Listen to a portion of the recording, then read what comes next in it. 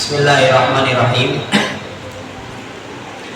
Wa an Abi Hurairah radhiyallahu taala anhu anin Nabi sallallahu alaihi wasallam qala. Dari Abi Hurairah radhiyallahu taala anhu dari Nabi sallallahu alaihi wasallam bersabda, la tusarru al-ibila wal ghanama. Ini pesan Nabi, Pak. Jangan kita tahan-tahan air susu yang ada di hewan onta, yang ada di hewan kambing. Jadi kalau kita ngejual binatang, ini di sini dicontohkan onta sama kambing. Itu kalau kita jual, susunya jangan pakai ditahan, biar kelihatan sama orang. Karena salah satu daripada binatang, salah satunya onta dan kambing itu ada air susunya. Kita peres tuh buat kita apa? Minum. Nah, famani beta'aha, siapa orang yang membeli binatang onta atau binatang kambing, fahuwa bi khairin nadharaini ba'da ayyubaha. Maka orang yang membeli ini memiliki salah satu dua pilihan yang dia pilih nanti setelah diperes susunya. Apakah ketika binatang yang dibeli ini ketika diperes bagus atau tidak? Badannya ini, lemaknya ini gemuk atau tidak? Itu boleh kita lihat, Pak. Boleh kita pilih. Ba'da ayyahlubaha, setelah kita peres air susunya. Insya'a amsakaha. Kalau kita berminat, kalau kita mau, maka kita tahan itu binatang. Artinya fix kita beli itu. Tapi wa insya'a, kalau kita mau, rodaha, kita balikin lagi. Wa so'an min tamrin, dan kudu kebalikannya lebihin. Karena kita udah meres, lebihin balikinnya satu sok daripada kurma. Muttafaqun alaih. Hadis riwayat Imam Bukhari dan Imam Muslim. Hadis ini, Pak, ngejelasin poin pertama. Kita kalau jual apapun, cek jualan apapun kudu jujur. Jangan ada bahasanya bohong-bohongin pelanggan. Apalagi dalam hadis Nabi ini, Abu Hurairah pernah cerita dapat dari Nabi pernah melarang kepada kita. Contoh ketika kita jual binatang, salah satu contohnya adalah onta dengan kambing. Ketika kita beli ini, maka barang menjadi hak milik kita, benar nggak, Pak? Kita beli barang, ini salah satunya binatang. Ketika kita beli, maka binatang ini menjadi milik kita sepenuhnya. Tetapi ketika kita beli dan sesuai dengan kita yang inginkan, contoh, Bang, ini saya mau beli kambing sama onta. Cuman kira-kira ini kambing sama onta bagus apa kagak nih? Kata si penjual, bagus. Sehat apa kagak? Sehat. Banyak kagak nih susunya? Banyak. Kalau kagak percaya, tes aja ntar. Kita beli di fix nih, udah deal. Orang barangnya udah bagus, pas banget dibawa pulang, ya. Ini kita peres, sehari yang bagus, Pak. Susunya keluar. Pas banget dapat sejam 2 jam, lah kagak lagi nih keluar, Pak, susunya. Kagak lama, sakit-sakitan ini binatangnya. Nah, konsekuensinya, Pak, nih, pertanyaannya, boleh nggak nih kita balikin ini, kita beli barang, beli hewan kepada si penjualnya? Boleh nggak, Pak? Boleh. Kata Nabi SAW, insya'arroddaha, kalau kita pengen, kita balikin, kita ulangin. Cuman jangan pakai lupa. Waso'an min tamrin, lebihin. Misalnya nih, harga onta nih ya, misalnya 20 juta. Karena kita beli ini 20 juta, kata yang si jual ini bagus semua, sehat, gemuk, susunya banyak, baru juga kita peres, habis, Pak.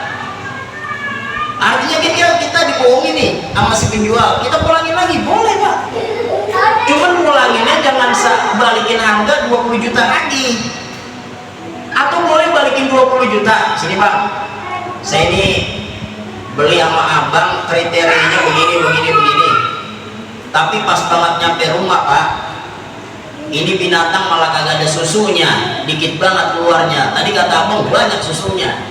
Nah terus bagaimana? Saya balikin dah ke bang, ke abang.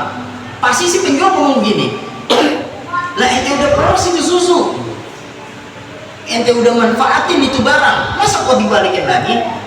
Ya udah kalau kayak gitu, harganya berapa tadi? 20 juta, balikin ke saya dah 18 juta. Biarin 2 juta untung saya tadi nikmatin. Kalau nggak begini, balikin 20 juta ke saya, nanti saya kasih 1 sok korma tuh. Nah kalau kita melihat ini habis, berarti poin yang pertama yang kita harus ambil ketika kita buka usaha, apapun jual belinya, katakan yang sesungguhnya, jangan ada yang disembunyikan. Kalau ada yang disembunyikan dan itu orang minta tukar atau minta balik, kudu dibalikin pak, kagak boleh kagak. Pertanyaan kedua, berapa hari pak batasnya ini? Batasnya pak, wali muslimin fahuwa bil khiyari salasata ayyamin, maka seorang itu diberi pilihan selama 3 hari. Jadi andai kata barang udah dibeli sama orang ngelebihin 3 hari pak, tiba-tiba pas hari keempat ini barang kagak bagus, rusak, dia minta balikin, maka kita boleh nolaknya dengan alasan apa? Udah lewat 3 hari. Kalau belum lewat 3 hari baru kita beli, baru kita beli bawa pulang, ini barang jadi rusak kurang bagus, boleh pak seketika itu kita balikin, asalkan batasnya 3 hari, kagak boleh lebih dari 3 hari. Nah pertanyaan selanjutnya, apakah mau penjual yang model begini pak? Ya bener gak nih? Mau kagak? Jangankan jangankan yang namanya 2 hari pas sehari udah kita beli nih, padahal belum 3 hari, hari keduanya ngapa-ngapa ini barang, mau nggak kita balikin, tukar.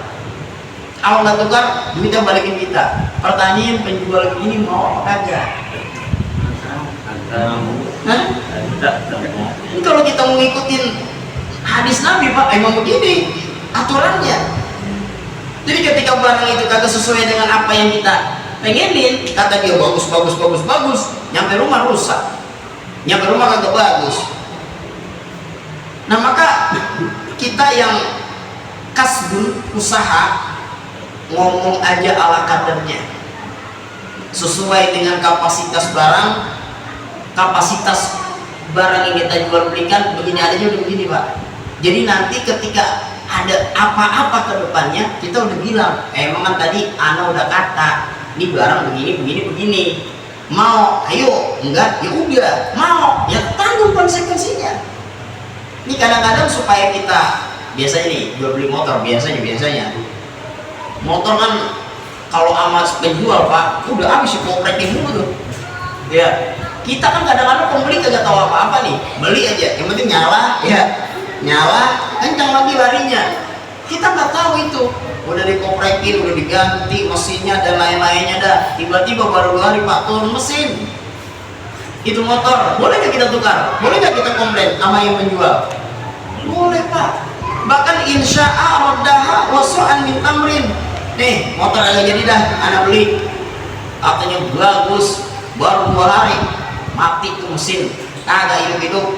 Terus sekarang balikin dah duit lu, kalau udah dipakai mau bang nggak bisa dibalikin, kagak bisa begitu. Kemarin mau beli di sini berapa juta misalnya, 7 juta, udah balikin dah. Udah karena beli pakai, balikin ya 6 juta, udah sini. Biarin untung 1 jutanya saya pakai kemarin itu, boleh pak. Atau enggak gini, tetap balikin dah. Berapa kemarin belinya 6 juta, udah balikin 6 juta. Nih, anda kasih sebagai oleh-oleh untuk untungan nyewa dah. Untuk untungannya pakai kemarin, tuh anda kasih misalnya 500.000, kelar urusan kita. Dan itu yang benar dalam ajaran agama Islam. Maka ini kan kita masih masuk bab jual beli yang dilarang dan diharamkan oleh Allah Subhanahu wa Ta'ala. Maka kejujuran itulah pak dalam jual beli membawa keberkahan. Kalau orang yang jual beli udah tidak jujur, dari barangnya aja udah gak bagus, kita ngomongnya bagus, maka konsekuensinya muhiqat barakatul mal, hartanya itu dicabut keberkahannya oleh Allah Subhanahu wa taala. Maka ketika dicabut keberkahannya oleh Allah Subhanahu wa taala, tidak ada lagi yang namanya nilai keberkahan, lancar rezeki. Kenapa? Dagangnya suka bohong kepada orang lain. Kedua, wa fi riwayatin lahu an naqaha al-Bukhari, dalam satu riwayat lain Imam Bukhari mentaklikkan riwayatnya, wa radda ma'aha sa'an min ta'amin.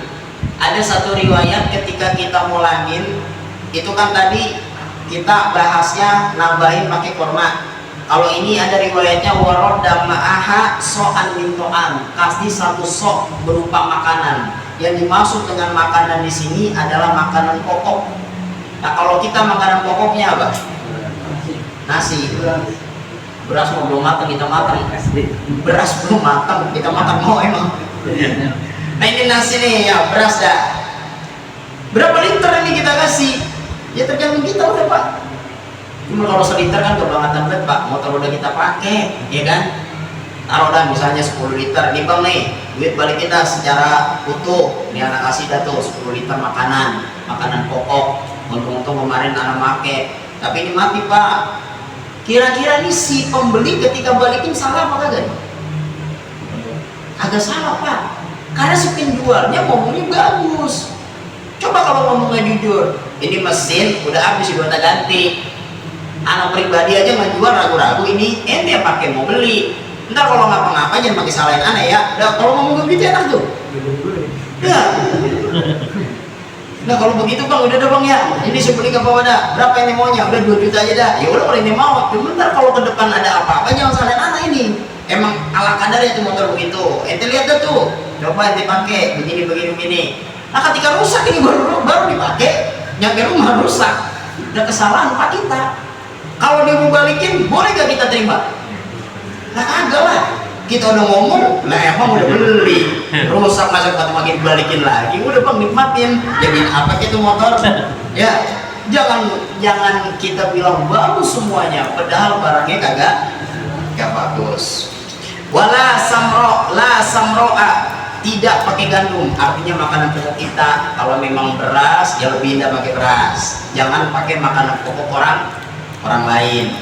Qala al-Bukhari wa tamru aksar, berkata Imam Bukhari, korma itu lebih banyak. Jadi redaksi di atas masih berkesinambungan, ngelebihinnya pakai korma.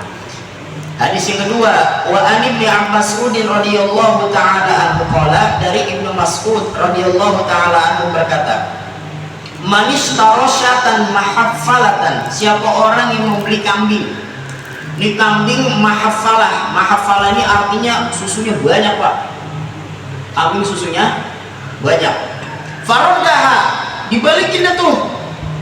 Kambingnya dibalikin. Falyarudda ma'aha so'an, maka hendaklah balikin itu kambing disertai satu sok makanan. Apa ini maksudnya makanan? Min tamrin, daripada korma. Hadis yang ini masih berkesinambungan dengan hadis yang di atas.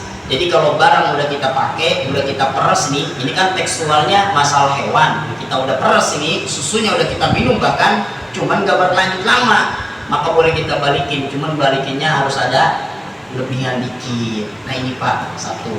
Nah ini berangkat dari hadis ini ada poin penting juga Pak, masalah ontak susunya. Ada di hadis Nabi juga dalam kitab Sunan Nasa'i, air kencing onta ini mengandung obat. Pernah dengar Pak? Air kencing onta. Nah ini mahamin hadis, jangan pakai mahamin secara teks banget Pak. Saya pernah Pak, belum lama melihat video itu. Jadi orang mahamin hadis, air kencing onta obat. Beneran Pak, seakua itu air kencing ditadangin diminum. Air kencing onta Pak, diminum. Apa tujuannya? Sunnah Nabi Shallallahu Alaihi Wasallam. Karena Nabi menyuruh bahwa yang namanya kencing onta mengandung obat. Anda gak nyalain sabda Nabi Pak, cuman ada aturannya dalam fikih. Pertama, terkait tentang masalah kencing onta boleh minum itu kalau kondisi kita sakit. Boleh kita minumnya ada takarannya, bukan sebotol galon. blok-blok minum semuanya. Kalau doain buat air kencing onta. Minum dikit doang Pak, kagak banyak-banyak. Ittiba'an li Rasulillah wa syifaan li qaulin Nabi sallallahu alaihi wasallam, karena memang Nabi mengatakan bahwa kencing onta adalah obat. Cuma minumnya juga jangan pakai banyak-banyak, dikit aja. Lalu yang ketiga juga selama kagak ada obat yang lain. Nah kalau masih ada obat yang lain Pak, kencing mah Pak, walaupun Nabi ngomong masalah kontak itu adalah mengandung obat. Di zaman dulu nggak kayak kita Pak, zaman sekarang. Ya, zaman dulu obat langka apa kagak Pak? Langka. Kalau zaman sekarang obat banyak kagak? Banyak. Kenapa harus pakai minum kencing onta? Jadi kalau di zaman dulu udah ada obat apotek kayak sekarang, mungkin itu masuk kepada sabda Nabi SAW. Jadi kalau andai kata memang obat tradisional itu lebih ampuh daripada obat yang sekarang, nah itu boleh dah tuh ada pengecualian. Kan biasanya kalau obat-obat yang dulu orang-orang dulu ya, yang dari alami itu lebih maju biasanya. Kita udah pakai obat ini kagak waras, giliran pekicot waras. Giliran air kencing onta waras. Boleh dah tuh ad-daruratu tubihul mahzurat. Yang saat tadinya dilarang, yang tadinya banyak kan dilarang, mendikit buang. Karena sembuhnya kudu banyak kokop tadi. Minum. Biar apa? Biar waras, biar sehat. Nah ini terkait tentang hadis larangan-larangan jual beli yang dilarang oleh baginda Nabi SAW. Baik, nyampe sini Pak. Ada yang ditanya? Itu guru, kalau masalah pajak gimana guru? Biasanya kan ada kan mau beli motor tuh, nih mau DP dulu seumpama gitu, 2 juta. Nah terus tiba-tiba nggak jadi. Nah itu guru, pajaknya hilang tuh gimana tuh guru kalau seperti itu? Di dalam fikih ada bahasanya rasul mal. Rasul itu kepala, mal itu harta, masa kepala harta. Bahasa kita adalah DP. Bagaimana hukum DP ini? DP ini kan artinya mengikat Pak sebenarnya, supaya barang yang kita inginkan kagak dijual sama dia ini. Nah, bagaimana hukumnya ketika kita udah DP 2 juta lah, seiring berjalannya waktu Pak, tiba-tiba kita batalin dah tuh, agak jadi udah beli dah, DP balikin. Pertanyaannya, ketika si penjual itu tidak mau balikin DP-nya, hukumnya bagaimana? Bagaimana Pak? Sekarang Bapak dah yang jual, saya yang DP nih, Pak saya DP nih Pak 2 juta. Seiring berjalannya sorry Pak, agak jadi deh Pak, balikin dah duit saya. Kira-kira dibalikin apa kagak? Biasanya mah kagak ya. DP mah udah angus ya, begitu ya. Sekarang DP itu Pak, DP ya, itu kan mengikat supaya ini barang tidak dijual kepada orang lain ya. Nah terkait tentang masalah hukum mengembalikan DP, kudu dibalikin Pak, kudu dibalikin. Kalau pengen dimusyawarahin, begini musyawarahnya, selama seling sehari itu kira-kira ini motor ada yang nawar apa kagak, kita harus ngomong jujur Pak. Kadang-kadang kita kagak begitu kagak. Wah ada 5 orang kemarin datang kemarin. Karena ente aja DP ada tahan-tahan. Wah ngomong udah lebih ribet dah. Kalau udah ngomong itu ribet dah hukumnya dah. Ini kita ngomong yang masalah jujuran nih. Belum ada sih Bang kemarin, baru ente doang ini. Jadi begini Bang, Ana berubah pikiran dah ya. Kagak jadi nih ngambil nih. Kira-kira saya boleh kagak balikin? Balikin Pak DP-nya. Berapa? Ya dia berapa DP-nya? 2 juta, udah balikin 2 juta. Andai kata nih, kemarin sebenarnya ada Bang yang mau ngambil barang juga, karena ente udah DP, anak agak kasih. Nah itu kembali ke kita dah tuh Pak. Sebenarnya dalam fikih balikin 2 juta, ya udah 2 juta. Cuma kita kan hablum minanas perlu kita jaga juga ini. Udah dah, ini dah kemarin DP 2 juta, udah balikin dah 1,5 ya. 500 ribunya buat abang dah. Untung kemarin ada yang nawar kagak jadi. Enak Pak itu Pak. Walaupun dalam fikih sebenarnya nih, dalam fikih balikin lagi itu semua jadi DP. Karena yang dianggap terkait tentang jual beli itu yang udah langsung semua Pak. Bukannya ada bahasa DP mengikat, nggak ada. Maka ketika dia udah beli, udah artinya udah beli, maka udah semuanya. Tapi kalau baru DP doang, balikin lagi. Tapi kalau ingin kita supaya menjaga perasaan satu sama lain Pak, caranya gitu tadi. Kemarin udah ada nawar, ada, ya udah balikin saya 1,5 kemarin, saya DP-in ya 500 buat abang, aman gak? Kita juga jangan saklek juga Pak, nggak ada dalilnya nih DP gua dipotong-potong, nggak boleh gitu juga. Jadi ini pentingnya kita menjaga hablum minanas begitu Pak dalam interaksi kepada manusia, apalagi yang kita kunjungin sahabat kita kan gak enak juga ya, bahasanya kalau di kita rokok-rokok ada sebagai ganti beliin ya, boleh gak kayak gitu? Boleh atas ridho orang yang bayar DP tadi. Kalau udah ridho semuanya aman dah jual beli. Baik, ada lagi Pak? Ya. Sebagian penjual itu kan ada tulis-tulis di kayak di kantongnya apa di kantong bungkusan itu, barang yang sudah dibeli tidak boleh ditukar atau dikembalikan. Itu boleh nggak? Kagak boleh begitu tuh, melanggar aturan. Barang yang udah beli kagak boleh ditukar. Oh, nggak boleh ditukar. Aturan dari mana itu? Melanggar syariat itu Pak. Pertama, kalau kita baca ini hadis, fahuwa bil khiyari salah satu ayam. Kecuali ngomong begini, barang yang udah dibeli melebihi 3 hari kagak boleh ditukar. Titik, benar dah tuh. Sesuai.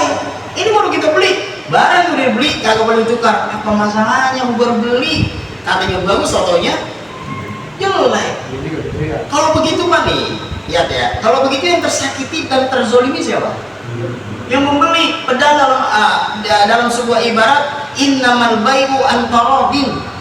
Jual beli itu adalah sama-sama ridho, sama-sama suka. Kalau begitu berarti ada yang terzolimi. Kalau ada yang terzolimi, berkah nggak jual beli model kayak gitu? Bapak kalau pengen jual beli begitu dah Pak, merekin, boleh merekin. Barang yang udah dibeli kagak boleh dibalikin selama lebih 3 hari jatuh. Kalau belum 3 hari berarti boleh. Kalau udah 3 hari kagak boleh. Nah begitu, lebih aman, nyesuaiin sabda Nabi Shallallahu Alaihi Wasallam. Baik, ada lagi Pak? Ada? Gak ada. Tempat. Wa an Abi Hurairah radhiyallahu taala anhu, dari Abi Hurairah radhiyallahu taala anhu, anna Rasulullah sallallahu alaihi wasallam marra. Suatu hari Rasulullah pernah lewat Pak. Lewat ala subrati ta'amin, ngelewatin tumpukan makanan. Jadi makanan itu ditumpuk-tumpuk Pak. Nabi lewat. Pas banget Nabi lewat, fa adkhala yadahu fiha. Nabi masukin tangannya ke dalam tumpukan makanan. Dimasukin nama Nabi di tumpukan makanan. Fanalat asabihu balalan. Pas banget diangkat tangan Nabi, basah. Basah ini tangan Nabi, gara-gara apa? Basah tumpukan makanannya.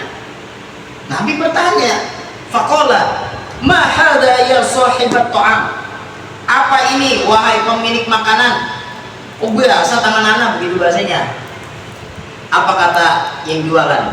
Faqala asobathu sama ya Rasulullah. Kena hujan Rasul, jadinya basah. Kena hujan, jadinya basah. Apa kata Nabi Sallallahu Alaihi Wasallam? Faqala afala ja'altahu fawqa ta'ami kay yarahun nas. Oh bahasa kita yang begini, ngapa kagak taruh di atas supaya manusia melihat ini? Kalau ini kena hujan, kalau di bawah kan punya potensi bohong, pengen orang beli yang kering, ternyata basah. Kalau orang tahu di atas basah ini kena hujan, jadi ini sengaja Pak jual, orang penjual, karena ini makanannya kena air hujan basah, ditaruhnya di bawahnya nih. Jadi kan orang kalau lewat itu kelihatan Pak. Ya, tiba-tiba orang mau beli makanan, kormanya korma kering. Emang sih yang atas cuma kering, yang bawahnya basah. Diambil aja udah. Kering apa nih? Iya kering. Dikerok yang atas dikit, yang kering, terus diambil dari bawah. Tuh, ditumpuk dah. Nih, yang atas yang kering, yang bawahnya basah. Ini kan namanya bohong. Dan itu Nabi Shallallahu Alaihi Wasallam sampai mengatakan, man ghasya falaysa minni. Siapa orang yang licik, siapa orang yang curang, siapa orang yang bohong, falaysa minni, bukan termasuk dariku, kata Nabi. Artinya ini bukan orang ini tiba-tiba jadi murtad, bukan Pak. Artinya ini orang tidak mengikuti sunnah Nabi Shallallahu Alaihi Wasallam. Artinya ini hadis sampai sebegini Nabi Shallallahu Alaihi Wasallam menjelaskan kepada kita hablum minan nas. Nabi pernah sampaikan Pak, usaha apa yang paling baik, yang paling bagus? Kata Nabi Shallallahu Alaihi Wasallam, usaha sendiri dengan tangannya. Artinya dia punya usaha mandiri Pak, sendiri kita usaha, itu paling bagus Pak. Artinya kalau udah paling bagus itu berarti paling banyak berkahnya. Cuma ada syaratnya. Apa syaratnya? Kudu jujur. Jangan mengatasnamakan bohong demi keuntungan yang banyak. Kalau cuma keuntungan yang banyak tapi dia tidak jujur alias bohong, berkahnya udah kagak ada dah. Kalau udah berkahnya kagak ada, berefeknya itu Pak kemana? Ke kita pribadi. Kalau udah nggak berkah, efeknya ke kita, rezekinya bukan makin nambah. Secara zahir memang dapatnya banyak, hari itu doang Pak. Tapi nanti di belakang itu, mohon maaf, ada sesuatu yang ganjil di belakangnya. Jadi itu duit yang kita dapat saking banyak ya habis begitu aja Pak, nggak tahu keluarnya bagaimana, dan nggak tahu itu tiba-tiba langsung habis begitu aja. Pokoknya ada aja dah Pak halangannya. Kalau dapatnya kagak berkah. Ini Nabi sampai ngingetin begitu.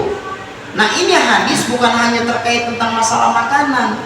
Apapun semua jenis hablum minan nas yang terkategori bohong kepada manusia masuk kategori man ghasya falaysa minni. Orang yang tukang bohong, yang licik, bahkan termasuk daripada artinya tidak mengikuti sunnah Nabi Sallallahu Alaihi Wasallam.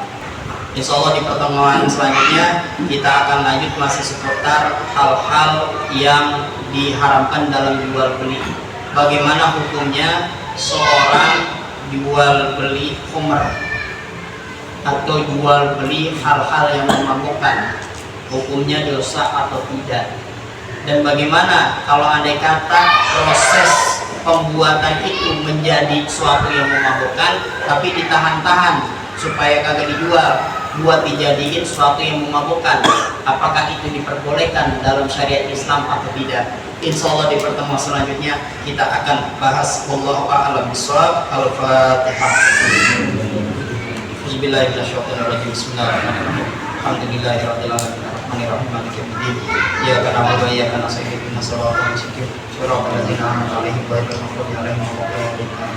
Bismillahirrahmanirrahim. Alhamdulillahirabbil alamin. Allahumma shalli wa sallim ala sayyidina Muhammadin wa ala ali sayyidina Muhammad. Allahumma anfa'na bima 'allamtana wa 'allimna ma yanfa'una wa rzuqna uluman tanfa'una fid dini wa dunya wal akhirah. Allahumma faqihna fid din wa 'allimna at-ta'wil. Allahumma anfa'na bima 'allamtana wa 'allimna ma yanfa'una wa rzuqna uluman tanfa'una fid dini wa dunya wal akhirah. Wa sallallahu ala sayyidina Muhammadin wa ala alihi wa sahbihi wasallam. Alhamdulillahirabbil alamin. Assalamualaikum warahmatullahi wabarakatuh.